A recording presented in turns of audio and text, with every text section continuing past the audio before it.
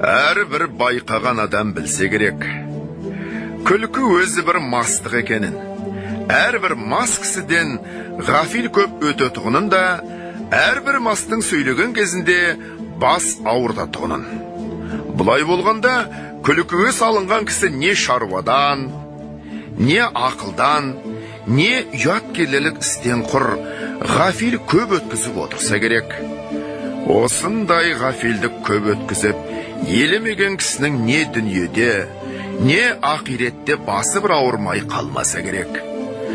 Әрбір уайым қайғы ойлағыш кісі не дүние шаруасына, не ақирет шаруасына өзгеден жинақырақ болса керек. Әрбір жинақлықтың түбі кеніш болса керек.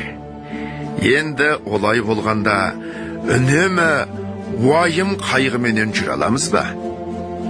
Үнемі уайым қайғыға жан шыдай ма екен?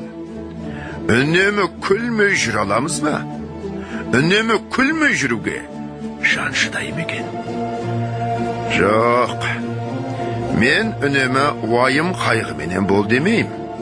Уайым қайғысыздығыңа, уайым қайғы қылдағы, сол уайым қайғысыздықтан құтыларлық орында харекет табу керек, һәм қылу керек. Әрбір орынды харекет өзі де уайым қайғыны азайтады. Орынсыз күлкіменен азайтпа, қайғыны орынды харекетпен азайды. Шығар есігін таба алмай, уайым қайғының ішіне кіріп алып, қамалып алмақ.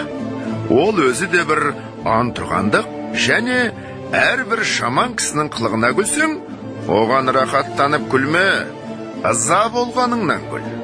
Ызалы күлкі өзі де қайғы. Ондай күлкіге үнемі өзіңде салынбассың. Әрбір жақсы адамның жақсылық тапқанына рахаттанып күлсең, оның жақсылықты жақсылығынан тапқандығын ғибрат көріп күл.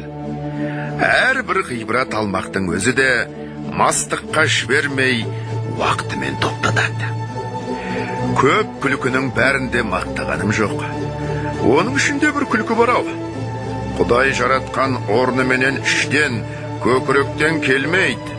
Қолдан жасап, сыртыменен бет аузын түзеп, бай-бай күлкінің әнін сәндеп, әдемшілік үшін күлетін бояма күлкі.